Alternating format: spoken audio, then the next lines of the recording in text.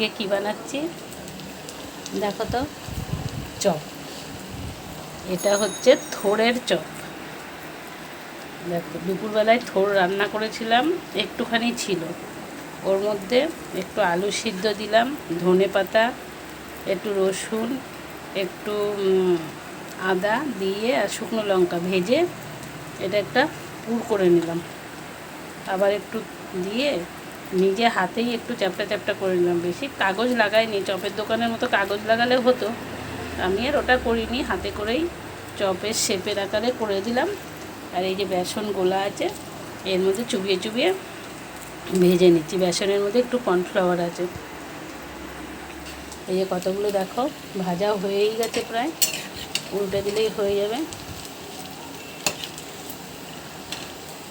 সব সময় বাইরে থেকে কিনে আনতে ভালো লাগে না, ওই জন্য দেখো আজ আমি ঘরেই বানাচ্ছি।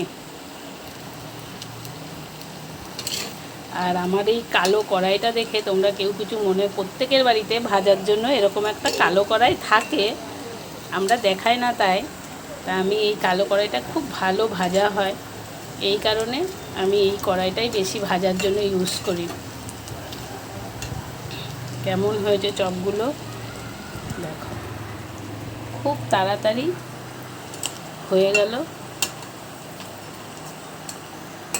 বেঁচে যাওয়া মোচা দিয়ে, মোচা না সরি থোড়, বেঁচে যাওয়া থোড় ঘন্ট দিয়ে একটু ওর মধ্যে আলু সিদ্ধ চটকে নিয়ে দেখো আমি চপ বানিয়ে ফেললাম। কেমন লাগলো?